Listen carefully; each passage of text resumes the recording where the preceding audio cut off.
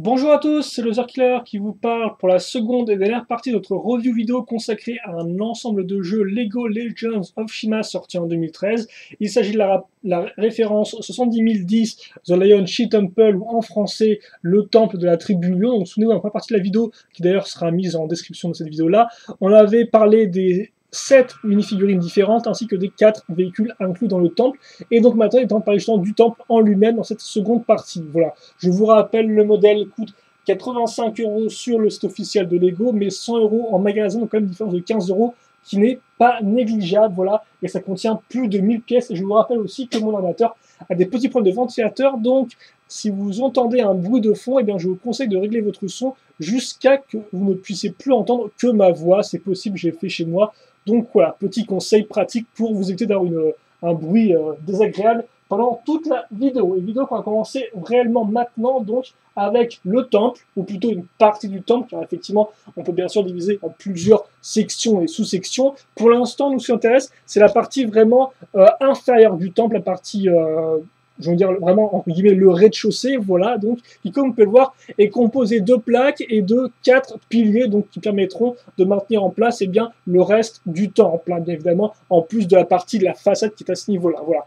Mais on va déjà revenir au temple en premier, parce que comme vous pouvez le voir, excusez-moi, on va revenir aux piliers en premier lieu, parce que comme vous pouvez le voir, ils servent à abriter entre guillemets des barres. Voilà, donc comme on peut voir, barre reliée avec des pièces d'interconnexion, ce qui fait que comme vous pouvez le voir, eh bien, on ne peut pas faire sortir la barre de mes piliers. Elle est bien fixée, elle est bien accrochée, elle ne pourra pas tomber. Ça, c'est la première chose. C'est un mécanisme qui sera, que je vous expliquer très rapidement. Voilà. Donc première chose à noter, on a ça on a sur les deux côtés, parce qu'effectivement, on a, comme on peut remarquer, deux parties symétriques. Hein. Donc c'est symétrique à enfin c'est identique, voilà. Je vais y arriver. J'ai un peu de mal avec mes mots en début de vidéo, mais normalement, ça devrait venir tout seul, du moins je l'espère pour vous et pour moi. Voilà. Donc on pourra remarquer qu'après cette espèce d'effectivement de pilier, on a quoi? Eh bien une sorte de couloir avec des pièces lisses. Pièces lisses d'ailleurs qui de base, comme on peut voir, sont jaunes, bleues, etc. Mais qui vont vite devenir couleur bleu transparent, donc pour faire comme du chi qui coulerait en fait au niveau du sol. Voilà, c'est quelque chose à noter, donc cette partie-là. Avant de continuer, on pourra aussi noter que on aura des accroches ici et là qui seront utiles pour les parties latérales du temple qu'on verra par la suite. Donc ça, on en reparlera. Mais pour l'instant, voilà, notez-le bien, partie ici, partie là, elles seront utiles bien évidemment par la suite. Voilà. On va quitter à faire continuer avec la façade maintenant très rapidement. Donc comme vous pouvez le voir, la façade sera faite avec des chouettes arches. Oh, excusez-moi, je casse un peu tout. Donc comme vous pouvez voir, on a des arches ici, on a aussi des arches au milieu, hein, donc vraiment une décoration un peu plus, j'ai envie de dire, moins sommaire que ce qu'on avait à l'intérieur, hein, ce que j'appelle un peu les douves du château, voilà. Et donc comme on peut remarquer, excusez-moi, peut-être que je passe un peu la caméra aussi pour qu'on comprenne ce qui se passe, on a donc notre flux de qui continue, qui viendra former une sorte de flaques de chais à ce niveau-là, mais aussi au centre, vous remarquerez les tailles de végétation comme par exemple les petites feuilles ici, une araignée rouge, voilà, ou des petites tailles qui sont assez intéressantes, j'ai envie de noter. Comme je disais, niveau architecture, des arches qu'on retrouvera à ce niveau-là, mais aussi, donc, si je dis pas de bêtises, on a aussi, voilà, effectivement, des arches à ce niveau-là. Et d'ailleurs, à l'avant des arches, comme vous pouvez le voir, on a coincé une barre ici, entre donc, deux pièces, qui nous permet d'accrocher cette espèce de pièce qui, comme vous pouvez le voir, peut-être bouger, et qui surtout, là encore, représente du chi sous forme de cascade hein, qui tombe de la partie supérieure, donc on parlera un peu par la suite. Donc voilà. On pourra aussi noter rapidement tant qu'on est là qu'effectivement donc la partie de la flaque au milieu permet de continuer le temple vers l'avant, et donc vers l'avant qu'est-ce qu'on a? Eh bien on retrouvera des griffes ici comme là, un petit rappel de forme, mais aussi donc un escalier comme on peut le voir faire simplement à l'aide de briques 2x4, de plaques 1x4, on assemble, et puis comme ça un escalier assez simplement, et qui rend ma foi plutôt bien. On notera aussi peut-être les petites flamèches au-dessus donc de l'escalier, des marches, qui ajoutent du caractère au temple. Voilà. Donc ça, c'est la façade. On y reviendra par la suite, bien évidemment, quand on attaquera un peu la partie supérieure. Mais voilà, pour l'instant, ce qu'on peut voir un peu au rez-de-chaussée, donc l'espèce de flaque de chi. D'ailleurs, ce qui est un peu bizarre, vu que finalement le chi, c'est précieux. Donc pourquoi avoir des espèces de flaques qui coulent dans l'herbe? Je n'en sais strictement rien. En tout cas, c'est là. Un peu de détails, un peu de côté architectural avec les petites arches qu'on a vues ici et là, qui rendent quand même, ma foi, assez bien. Et donc, on va revenir à notre premier mécanisme, qui est ici, donc je vais vous expliquer tout de suite ce qu'il y a à faire, comme ça, on saura, je n'ai pas vraiment envie de dire débarrasser, mais comme ça sera fait, quoi. Donc, On va prendre une des motos qu'on a vu en première partie, donc les motos Lyon, qui je ne vois pas ressembler à ça. On va la caser ici, donc pile dans son petit couloir. Comme vous pouvez remarquer, elle est bien coincée, elle ne peut pas partir sur les côtés, voilà. Et donc souvenez-vous, je vous avais dit, on va caser une pièce à l'arrière de la moto Lyon, qui est donc celle-ci, et donc elle sera utile pour une chose. Et bien elle est utile pourquoi? Elle est utile pour faire contact avec bien notre barre à ce niveau-là. Et vous en doutez bien, effectivement, l'idée, donc, va être de donner un coup sur la barre, et donc quand je donne un coup, forcément, je vais toucher la moto et donc l'éjecter logiquement vers la sortie du temple. Alors forcément, quand je le fais à de l'heure, ça ne marche pas du tout, mais l'idée, je vais faire ça assez rapidement, c'est de donner un coup sec et donc d'éjecter la moto qui normalement passe au travers de la casquette, comme je l'ai montré, peut se soulever normalement sans problème. Après, néanmoins, c'est pas si facile que ça, il faut quand même donner un coup assez fort et sec pour vraiment que la moto puisse partir et franchir la cascade. Oh, je n'y arrive pas. Il faut dire aussi que je suis assez mal placé là. Comme ceci, voilà. Donc comme vous pouvez le voir, un petit coup violent et sec, et normalement vous devrez arriver à partir la moto. Après, si vous n'y arrivez pas, eh bien, vous n'avez qu'à lever la cascade comme ceci et puis lancer la moto à part, j'ai envie de dire, entre guillemets. On retente une dernière fois pour vous montrer comment ça marche. Et voilà, par exemple, là, ça ne marche pas. Donc, comme on peut voir, c'est pas non plus le meilleur des mécanismes, selon moi, moi, j'arrive vraiment mal, mais il y a quand même pas mal de fois où ça se prend la casquette et ça ne bouge pas plus que ça, quoi. Là, c'était vraiment nul, par contre, chez moi. C'était juste un coup sec, même pas un coup violent, il n'y a rien. Hop. Voilà, comme ceci. Je dois reporter casser mon modèle, je ne sais pas quoi, mais bon, en tout cas, voilà le premier mécanisme. Donc, pas, comme je vous l'ai dit, comme c'est symétrique, vous avez pareil de l'autre côté. Donc, on pourra mettre la seconde moto qu'on a construite, hein, c'est parce qu'il y en a deux, de l'autre côté aussi, à ce niveau-là. Et donc, comme vous pouvez voir, on a pile là un grand espace vide, hein, forcément, pour pouvoir mettre la moto sans problème. Et ce, même quand il y aura la façade par la suite à ce niveau-là. Enfin, la partie un peu. La partie latérale du temple. Donc voilà pour le premier mécanisme, voilà pour les douves, pour la déco, pour les marches. Maintenant on va passer au second entre guillemets étage. Donc il faut juste que je trouve un bouquin qui va se mettre à ce niveau-là. Et donc voilà un peu le second. Donc, déjà on va commencer avec la partie je pense la plus intéressante. Une des choses avant que je ne vous ai pas précisé, c'est au niveau du sous-sol. On avait donc une troisième barre qui ressortait, comme vous pouvez le voir aussi à l'arrière.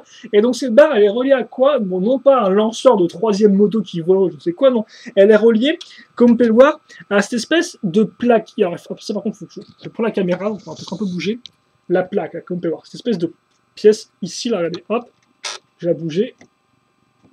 Donc comme vous pouvez voir, une sorte de plaque qu'on a pris en sandwich entre différentes plaques, qu'on apprend ensuite sur les côtés. Donc là, la plaque ne peut pas bouger, elle est vraiment bloquée. Et tout ce qu'elle peut faire, c'est vraiment coulisser, vu qu'elle est directement raccrochée à la barre ici. Donc forcément, quand je bouge la barre, eh bien ma plaque va coulisser sans aucun problème. On pourra aussi, c'est important, la présence de pièces ici, avec un trou technique. Ça, c'est intéressant. Pourquoi? Parce que, et d'une, ça permet de bloquer le pont sur les côtés, mais pas que. Et c'est là, effectivement, ça va devenir intéressant, parce qu'on va vraiment avoir un mécanisme qui va être assez plutôt cool, vous allez voir ça avec moi. Voilà. Donc, pour ça, vraiment noter la troisième barre derrière qui permet de faire bouger le pont. Voilà, parce que c'est un pont-levis, enfin une sorte de pont qui bouge, voilà. Donc, qui permet d'accrocher la plaque qui coulisse. Voilà. Donc ça, c'est la chose importante à noter. Il faut qu'on ait la lumière, parce que petit longtemps j'ai un peu de lumière naturelle. Donc voilà ce qu'on a pour l'instant. C'est cool, c'est bien. Maintenant, on va revenir à l'avant de notre structure, si je ne casse pas tout. Donc, qu'est-ce qu'on peut noter?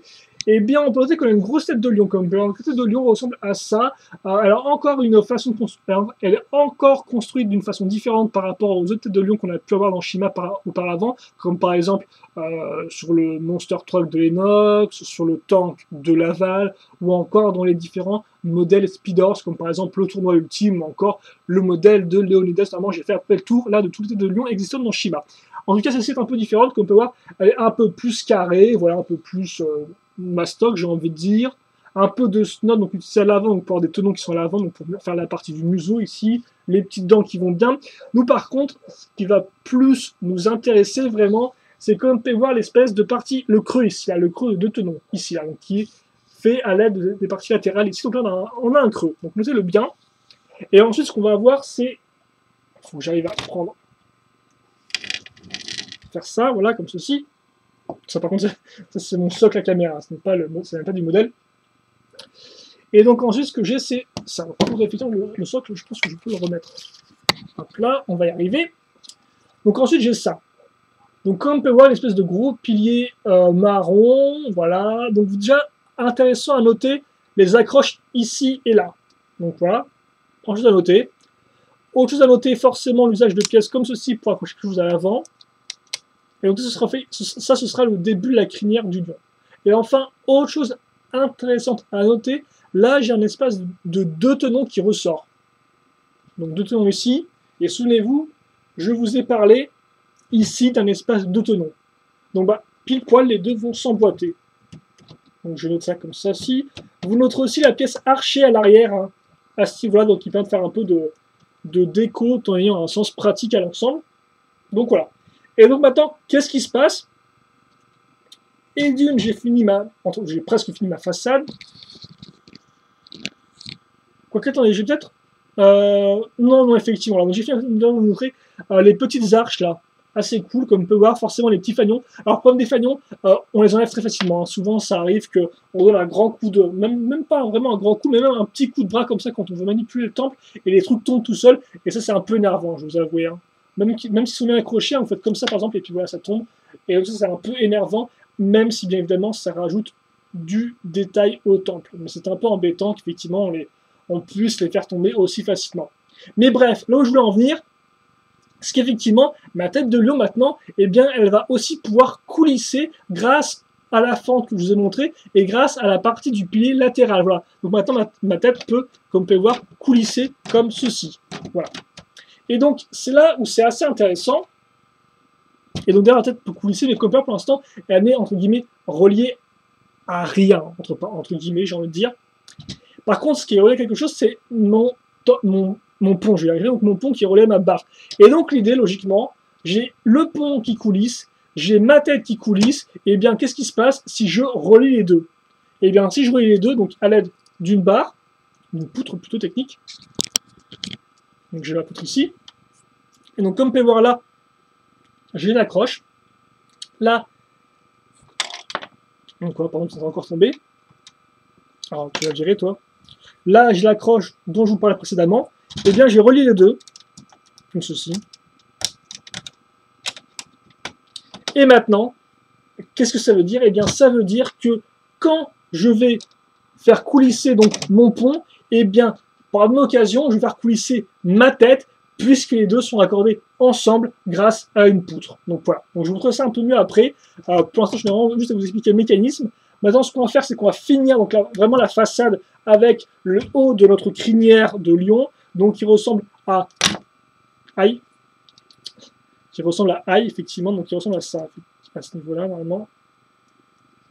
Donc, qui ressemble à ceci, donc voilà, fait avec des pièces, c'est pas super intéressant, quoi. Vous avez les pièces charnières pour donner la forme à l'ensemble, et surtout, à l'arrière, ce qui est intéressant à noter, ce sont des espèces de lasers de défense, hein, qui se mettent comme ça, et qui normalement se cachent derrière la tête de lion, et après, vous pouvez baisser plus ou moins pour mettre face aux adversaires qui sont en train de traverser le pont. Donc, on a ça, et donc ça, on va le raccrocher à ce niveau. J'ai rien de fou là, on me tout casser, moi. Mais excusez-moi, je pense que par contre, un peu merdé niveau accroche. Comme ceci. Je vais vous vérifier un truc très rapidement. Non, c'est bon, je suis bon. Par contre, ce qui est moins bon, c'est qu'effectivement, là, je pense un peu à... Niveau dimension, je pense déjà à prendre de la hauteur. Donc, voilà, bref, à quoi ça ressemble. Je vais y arriver. Hein. Un peu confus, cette vidéo. Mais c'est vrai que c'est un peu dur de manipuler tout ça. Donc, la tête de lion, et comme je disais, là j'ai mon pont qui est donc refermé, j'appuie sur ma barre, et donc je fais avancer mon pont, et donc en faisant ça, je vais aussi faire lever ma tête, qui comme je l'ai dit, est reliée à mon pont. Donc voilà comment ça marche, comme vous pouvez voir, ça marche sans problème. Voilà, au maximum. Et donc c'est plutôt cool quoi, fermé, ouvert. Et donc quand c'est ouvert, je peux sortir donc mes lasers. Enfin, même plutôt comme ça, j'ai envie de dire, hein. Hop là, comme ceci, donc là j'ai les lasers qui ressortent et donc qui tirent sur les personnages, les personnes qui voudraient quand même entrer dans le temple. Et donc voilà, pour vraiment, j'ai envie de dire, le mécanisme central du temple. Ça c'est vraiment important de noter, effectivement, on a quand même passé un certain temps dessus, mais c'était important que vous compreniez bien comment ça fonctionne.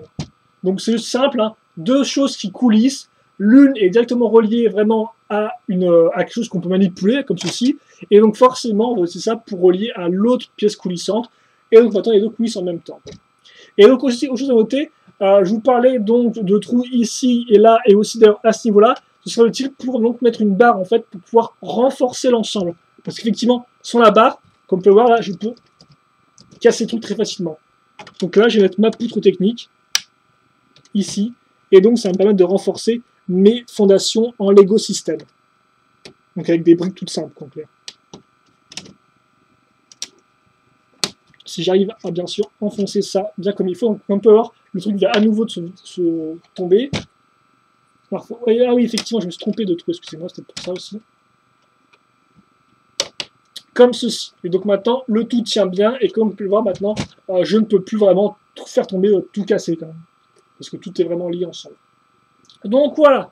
Voilà pour l'avant du château. La tête s'ouvre en même temps que le pont. On a des lasers de défense à ce niveau-là. On a une crinière faite avec des pièces pentues, courbées. Bon, maintenant, vous savez vraiment tout. Par contre, ce que je vais faire, c'est quand même je vais prendre un peu plus de hauteur. Parce que là, on commence déjà à avoir besoin de hauteur, j'ai envie de dire. Alors, qu'est-ce qu'on peut noter sur le reste? Donc, l'intérieur du temple, maintenant. On est plus dans la façade. Donc déjà, on peut noter sur les côtés, donc on peut le voir, des traversées de chiens, voilà. Et donc forcément, qui passe en dessous de la petite arche ici, donc plutôt cool, et qui crée la cascade dont je vous parlais en début de vidéo. Donc ça, c'est la première chose à noter, c'est plutôt cool, voilà, ça rend assez bien, comme on peut voir, pièce lisse, pièce moins lisse, grosse pièce circulaire, il y a tout, il y a tout. Ensuite, vous avez le second cristal de chi qui est à ce niveau-là, qui est au centre. Et là, vous avez donc le trône. Le trône. Bon, ça, c'est mon accent. Donc, vous avez le trône qui est, comme vous pouvez voir, rotatif, qui est tout blanc, qui est plutôt classieux. Des petites parties dorées qui vont bien. Alors oui, on peut mettre le personnage dedans. Forcément, la cape du lion va peut-être un peu toucher. Je vais vous montrer ça maintenant, quitte à faire. Je voulais prendre le roi, je vais prendre l'aval, donc c'est pareil, de toute façon. Même armure, même cape, donc il n'y aura pas vraiment de grosse différence. Voilà à quoi ça ressemble. Comme on peut voir, elle se replie d'elle-même vers l'arrière. C'est pas non plus trop grave. Et ça rend pas non plus... c'est pas trop ridicule encore, ça peut aller. Donc vous pouvez bien mettre le personnage même quand il a sa petite capinette. Pour le reste, on pourra noter une 2x6 marron qui sera utilisée par la suite. Et par la suite, par quoi? Eh bien, par le début de notre tour. Donc voici la première partie sur 3 qui ressemble à ça. Donc comme vous pouvez le voir, j'ai pas grand chose à en dire. Hein. Des piliers, des arches aussi bien sur les côtés petites qu'au centre très grandes. Donc l'escalier qui sera relié sur la 2x6 pour forcément aller au-dessus de la tour. Et comme par sur les côtés, on aura des cascades de chi faites avec des piliers ou des pièces demi-circulaires comme cela. Voilà. Donc ça c'est plutôt cool. Et donc comme vous pouvez voir aussi ici, on aura l'accroche, donc très minimale, pour mettre la seconde partie de notre tour. Donc comme vous pouvez voir, vraiment très peu de tenons pour pouvoir la prendre et l'enlever facilement, j'ai envie de dire. Enfin, pour la mettre et l'enlever facilement. Donc voilà. Ensuite, la seconde partie, c'est ça. Et donc comme vous pouvez voir, c'est une chambre en fait. On a le lit à ce niveau-là, la petite tasse, une clé, sur sympathique en détail, ainsi que une chose un peu bizarre. Hein. C'est plus juste un mécano, je suppose. La petite flamèche et à nouveau pièces pentues, des pièces briques, des pièces archées. Donc vraiment un rappel de forme et de pièces tout au long du temple. Donc on a ça. On peut donc le mettre ici maintenant. Comme on peut voir, ça s'enfonce sans problème et très facilement avec le peu de tenon qu'on a. Et enfin, la dernière partie, la partie finale, ressemble à ça. Donc c'est l'estrade, je suppose, pour donner des discours. Et donc comme on peut le voir, qu'est-ce qu'on a dans cette sphère? Eh bien, on a le chi doré. Effectivement, donc chi doré qui auparavant n'était apparu dans la vague 1 que dans la citadelle Aigle, fait son apparition ici. À noter, on peut aussi le trouver dans le repère Croco. Donc voilà, le chi doré, hein, donc plutôt cool, et qui rajoute forcément un peu de valeur au modèle.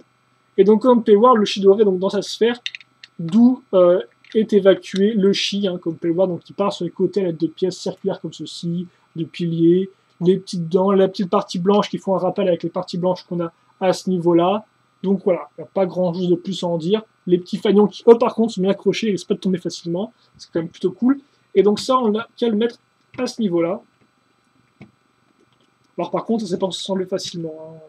Ça, c'est juste moi pour les besoins de la vidéo. Et forcément aussi, de base, la construction, on l'a fait de bas en haut. Hein, donc, comme ceci.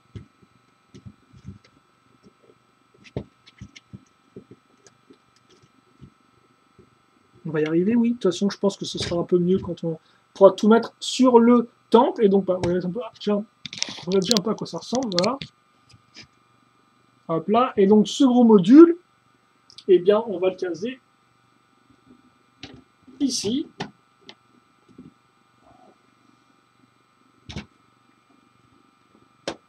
Et donc, comme vous pouvez le voir, on aura directement nos cascades de chi qui viendront se mettre sur les espèces de grosses pièces circulaires à ce niveau-là.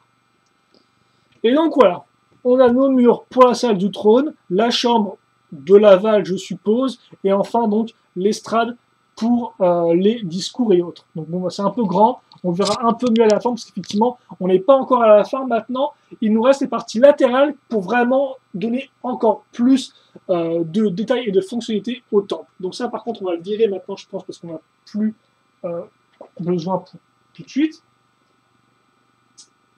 Et maintenant, donc les parties latérales qu'il faut que je prenne. On va commencer avec ceci, je pense, vu que c'est la plus simple.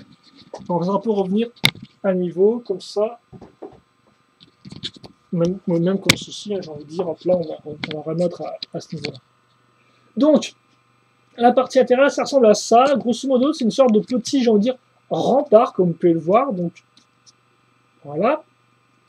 Donc qu'est-ce qu'il y a en dit? Le rempart, on a donc une partie rocheuse comme vous pouvez le voir, de la petite végétation qui va ici et là. On aura aussi une porte plus ou moins cachée. Bon, sur le coup, c'est un peu moche quand même, hein, parce qu'on peut voir, elle ne touche pas le sol. En fait, ce qui touche le sol, c'est la plante, mais on peut quand même voir le trou qu'il y a donc entre le sol et la porte, et donc ça rend un peu bof-bof. Le second étage aussi, comme vous pouvez voir, qui possédera donc une plateforme pour poser le petit véhicule aigle, ce qui est plutôt cool, voilà. Et donc effectivement, attends, ce qu'on peut faire, c'est qu'on peut tourner cette partie-là. Et donc, qu'est-ce qu'on voit? Eh bien, on aura une petite prison avec la petite clé qui fait bien ici. La prison s'ouvre à ce niveau-là. La prison, comme vous pouvez le voir, se sert de la pièce rocheuse et donc de son côté creux pour faire la cellule de prison. Voilà. Donc, comme ça, on peut mettre la figurine dedans sans problème. Après, forcément, on aura quand même des trous ici et là. Mais forcément, ils ne sont pas assez gros pour que la figurine puisse passer au travers. Même si, bon, c'est quand même un peu dommage. Mais j'ai envie de dire, avec un nombre de pièces limité, ils en sont quand même assez bien sortis. Voilà. Donc la petite prison, là le petit rempart sur lequel on peut mettre la figurine pour qu'elle veille à ce qui se passe à l'extérieur. Et donc enfin, intéressant à noter, les accroches ici et là. Voilà. Donc ça c'est le premier petit rempart. Le second, quant à lui, est un poil plus complet et ressemble à ça. Donc comme vous pouvez le voir, niveau première étage, c'est assez similaire. Bon, bien sûr, il y a des différences au niveau de la façon dont on a mis les briques, la végétation, etc. La porte est quand même un peu mieux camouflée avec une partie rocheuse, cette fois-ci, qui quand même couvre un peu plus le vide. Donc c'est quand même un peu mieux. Là encore, ça s'ouvre comme ceci. On retourne. Et donc, comme vous pouvez le voir, en bas, qu'est-ce qu'on a? Eh bien, on aura la carte du monde de Shima, qu'on peut d'ailleurs voir dans la série animée. Bon, par contre, la salle de la carte est quand même un peu plus grande dans la série animée, mais là, c'est un peu plus réduit. Hein. Mais c'est quand même assez cool qu'il ait mis, et qu'en plus, le petit balai pour balayer, ce que fait effectivement Laval et Eris au début donc, du 3e ou 4e épisode de la série. Donc, voilà. Et puis enfin, on a un second étage qui est un peu plus complet. Donc forcément, on aura à nouveau le rempart, mais aussi une salle dans laquelle on aura le 4e cristal de chi, comme on peut remarquer à ce niveau-là, ainsi qu'une petite épée, et vraiment une salle qui est toute faite avec, comme on peut remarquer, un petit pilier, et surtout, eh bien, des fenêtres, un petit toit, et un lance-missile au-dessus.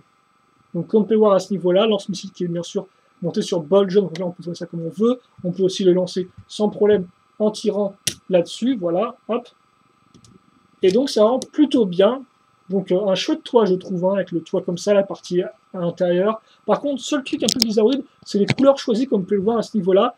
Le jaune ne continue pas ici, ce qui est un peu spécial. On a une espèce de grosse tache grise. On a aussi du jaune ici qui ne réapparaît pas là. Donc c'est un peu bizarre, mais effectivement, Je peux comprendre, vu que bah, ils veulent faire un peu de chaos, faire un peu comme si c'était des briques qui étaient utilisées de façon un peu anarchique. Seul problème, c'est le seul endroit dans tout le château où c'est le cas, quoi. Donc c'est sûr que ça fait un peu bizarre, parce que bon, autant s'ils avaient fait ça sur d'autres parties du château, enfin du temple, ça aurait quand même un peu mieux rendu, mais là, c'est la seule partie où ils ont fait un truc où les couleurs ne se suivent pas trop, quoi. Donc c'est juste un peu bizarroïde, j'ai envie de dire, et donc ça rend pas top top. Mais si tu me diras, effectivement. Non, c'est pas moi qui est foiré, c'est bien eux, comme vous pouvez le voir. Hein. Ils ont fait exprès d'avoir un truc qui fait un peu miroir, j'ai envie de dire, c'est un peu spécial. Ouais, ça vient pas de moi et de ma construction un peu foireuse, non, c'est bien eux qui ont visiblement, qui ont fait un truc un peu bizarre. Ouais, bref. Donc oui, ça rend pas super, je trouve. Hein. D'ailleurs, tu me diras, je pense que bah non, effectivement, vous pouvez pas changer. Donc, vous êtes obligé de faire comme ça. Voilà. Donc bref, on a nos deux parties latérales, c'est cool. On va donc maintenant tout accrocher au niveau du temple. Donc j'arrive à prendre le temple. Alors, le temple, on peut le prendre vraiment assez facilement. Il y a plusieurs points d'accroche. Hein. Il tombe pas, il se casse pas, il est très stable. Donc c'est plutôt cool, c'est très sympathique de le transporter ici et là. Et donc, quand je fais ça, le temple, au niveau dimension, grosso modo, c'est 31 cm de hauteur, 43 en largeur et 38 en profondeur. Et donc, bref, nos accroches, donc les premières viennent ici. Et donc, à quoi servent les accroches qu'on a à ce niveau-là et ici? Eh bien, en fait, c'est pour refermer le temple, tout simplement. Comme ça, on peut le refermer, on clipse, et puis comme ça, on peut le transporter très facilement. Voilà. Après, forcément, quand on met au niveau du sol, on déclipse, et après, on peut positionner les remparts dans l'inclinaison qu'on veut.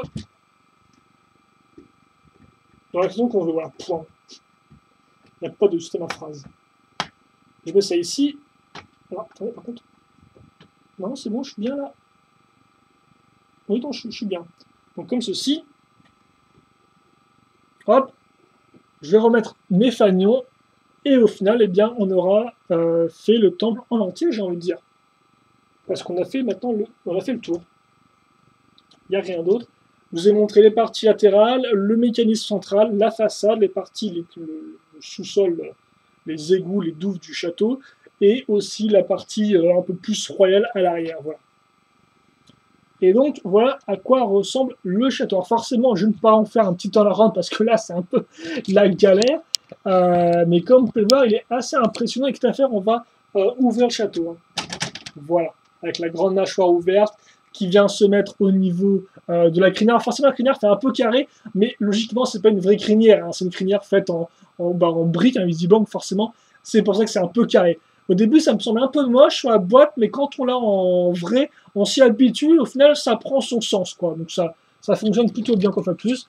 Et bien sûr, tout là-bas, hein, vous avez quand même le chi doré, donc dans sa sphère oui, le cristal doré dans sa sphère de chi, qui en bien, quand même, comme j'ai dit, c'est quand même 38 cm en profondeur, et on sent quand même la distance entre ce point-là et le point tout au bout et tout dessus, quoi. Donc on a vraiment une vraie dimension de... Il fait quand même une vraie taille, quoi. Il a quand même une bonne taille, une vraie dimension. Et donc maintenant, écoutez, il est temps de faire le bilan du modèle. Hein. Donc déjà, avant ça, j'ai casé effectivement mon petit véhicule volant ici, donc là où il va. Tu me diras, il n'y a pas de véhicule volant Lyon, donc forcément, c'est soit ça, soit rien, quoi. On peut peut-être mettre le modèle promotionnel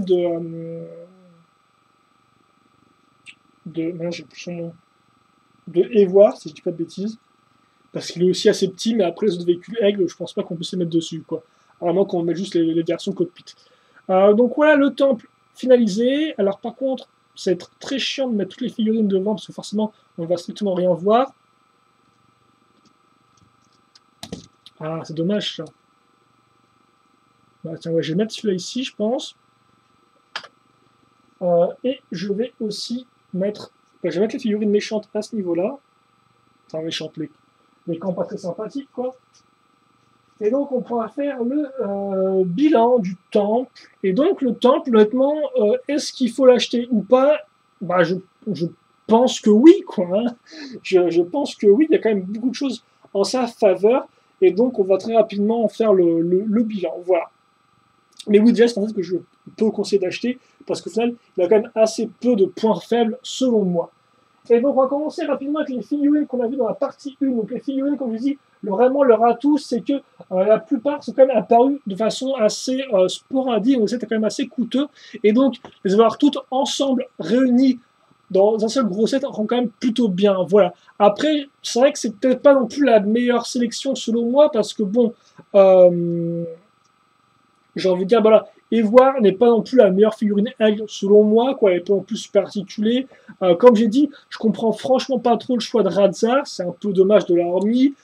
Crowley, ok, mais c'est vrai qu'effectivement, on aurait pu aimer avoir directement la sœur de Krager, parce qu'au final, la sœur, je veux dire, était quand même aux côtés de Krager pour devenir un peu la grande reine de Shima, donc ça aurait été cool d'avoir une scène finale dans le Temple Lion avec et la sœur et le frère, mais bon, c'est pas le cas non plus. Donc ça, effectivement, moi au début, je n'étais pas non plus trop chaud vis-à-vis de la section de figurines, mais néanmoins, comme j'ai dit, force est d'avouer, c'est quand même des figurines qui sont pas trouvables partout à des prix très attractifs. Donc tout avoir ensemble dans un seul set est quand même une bonne initiative. En plus, il y a quand même la Gravis et les Nox ensemble. Les armes sont quand même plutôt sympathiques dans leur ensemble, j'ai envie de dire. Par contre, peut-être que je mette celui-là ici. Voilà. Donc, grosso modo, les figurines, j'ai envie de dire, elles sont cool. En plus, elles sont bien équipées. Comme vous avez pu voir, il y a quand même 3 armures de type vague 2. C'est plutôt cool. 3 figurines ont des capes. Donc, c'est pas rien, quoi. Donc, oui, même si moi, personnellement, c'est pas mes personnages préférés en soi, c'est vraiment mon avis à moi, d'une façon objective, c'est quand même une bonne section de figurines, quoi. Et puis 7, c'est pas rien, quoi. 7 figurines, c'est quand même un certain nombre, j'ai envie de dire. Voilà. Donc non, bonne sélection de figurines. Alors, par contre, un peu comme ceci, voilà. Merci. Donc oui, bonne section de figurines, bien équipée, bien armurée, des armes sympathiques et tout. Après, voilà, c'est peut-être pas... Après, oui, c'est vraiment quelque chose de très subjectif, quoi. Est-ce que c'est ces figurines-là que vous aimez ou pas Je n'en sais strictement rien. Après, on aurait pu aussi se demander pourquoi ne pas avoir inclus les 6 différentes tribus ensemble pour une sorte de gros duel. Bon, ouais, franchement, voilà, quoi. Mais en soi, ça rend plutôt bien. Ensuite, les véhicules, rapidement, ont des constructions, ma foi, assez sympathiques, à part forcément le petit véhicule qui n'a pas une construction extraordinaire. Mais néanmoins, il est là. Vous avez quand même 4 véhicules. Ils ont tous quand même un côté assez original qui n'a pas été vu auparavant dans d'autres véhicules de Shima, à part peut-être encore une fois plus le petit speeder volant qui, en soi, est assez classique. Mais je veux dire, les motos-lions rentrent quand même assez bien. Et idem pour le véhicule Croco, qui est franchement très cool, je trouve, et qui a vraiment un design assez atypique et, ma foi, très efficace, selon moi. Voilà. Donc les véhicules, franchement, rentrent bien. C'est pas juste des petits véhicules comme ça pour faire beau. Ils ajoutent vraiment au modèle, je pense. Voilà. Ils ajoutent vraiment des véhicules en plus aux différentes tribus, différents types de design qu'on n'a pas vu auparavant. C'est vraiment un bon point, selon moi. Donc là encore, un bon point. Et enfin, donc le temple. On bat le temple déjà niveau construction, vous ne serez pas déçus, je pense. Hein. Le mécanisme, forcément, qui l'emporte, c'est celui du pont qui est relié à la tête de lion. Franchement, ça rend super bien, ça fonctionne bien, c'est assez fun à construire, donc franchement, c'est vraiment un gros bon point pour la construction qui est assez longue. Forcément, on va d'abord construire les douves, puis ensuite, on va commencer à ajouter des petites arches pour mettre du détail, puis ensuite on va faire le second étage, on va mettre des espèces de longs fleuves de chi, puis après on fera l'arrière avec une espèce de grande cascade de chi, on créera la petite chambre qui est quand même assez différente des douves, on créera la façade qui est quand même assez différente de ce qu'on a construit auparavant, puis après on construira les remparts, et je veux dire les remparts en final sont tellement entre guillemets complets qu'on pourrait presque en faire des petits sets vendus indépendamment, quoi. Un petit rempart, des figurines, un véhicule, et au final on peut vendre ça pour 20-25 euros, quoi. Donc j'ai envie de dire, on a vraiment un ensemble très complet et, ma foi, aussi assez diversifié au niveau de la construction et du contenu, quoi. Comme je dis, on va construire des parties vraiment des bulles un peu souterraines, du sol, des marches, des remparts, une grande bouche de lion, une tête de lion, une crinière, mais pas que ça, aussi une partie intérieure, un trône. Donc on a vraiment quelque chose de très complet et de très souvent détaillé, quoi. Hein. Le petit lit qui va bien, la petite clé ici, la petite prison rajoutée, la petite dalle avec la carte de Shima représentée, avec le petit balai, vraiment ça. C'est un truc vraiment très intéressant et très complet, quoi. Donc, Franchement, niveau construction et niveau détail, on a vraiment quelque chose de très efficace. Niveau design, c'est identique, quoi. J'ai pas vraiment de gros problèmes. Alors après, je comprends pas trop la présence d'une chambre. Est-ce que c'est ce qui intéresse le plus les garçons qui aiment le monde de Shima? Je ne sais pas trop. Néanmoins, c'est là, voilà. Et donc, ça rend encore plus pas trop mal, quoi. Mais mis à part ça, j'ai envie de dire c'est quand même très complet, quoi. La salle du trône, ça. Après, mon seul problème, peut-être, c'est qu'effectivement, l'espace au milieu ici, ça aussi c'est un problème. Hein. Les faïons qui sont tout seuls, c'est vraiment assez énervant, ça. Parce qu'effectivement, le modèle, à part ça, est quand même très portable, comme j'ai dit. Hein. Vous repliez ça, on soulève sans problème. Le truc, vous pouvez le transporter sans aucun souci, où vous voulez, mais voilà, les trucs tombent vraiment trop facilement. C'est un peu dommage. Ils auraient peut-être dû se les fixer autrement, voilà. Mais oui, effectivement, là où je voulais en venir, mon seul problème, c'est qu'effectivement, la salle du trône est un peu petite. Parce qu'effectivement, et c'est ça le problème, on n'a pas vraiment de salle de réunion là où le roi peut adresser ses sujets. Parce qu'effectivement, comme vous avez pu le voir, au final, eh bien, le centre du château, c'est déjà 2 couloirs donc de 4 tenons qui servent juste à faire couler du chi, ok. Ensuite, en plus, on a des trous. Et puis enfin, on a un petit couloir de 6 tenons de large qui, au final, sert un peu de couloir qui mène directement à la salle du trône. Mais en clair, on n'a pas vraiment d'endroit où on peut faire une sorte de discours aux armées, quoi. C'est vraiment genre juste un couloir qui mène à la salle du trône et puis c'est tout, quoi.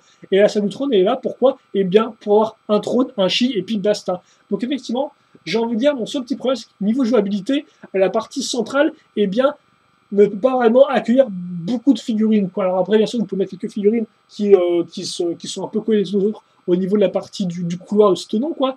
Mais c'est vrai qu'effectivement, pour moi, ça fait un peu mince, quoi. Alors après, vous aurez quand même un casé aux figurines dessus, hein, mais ça fait un peu limite, selon moi. J'aurais aimé quelque chose d'un peu plus vaste, un peu plus grand, quoi. Autant, bien sûr, je peux comprendre pour la salle de la carte de Shima qu'il ne fasse pas un truc dédié à rien qu'à ça, mais là, j'aurais très bien plus de choses pour pouvoir mettre dans toutes les figurines.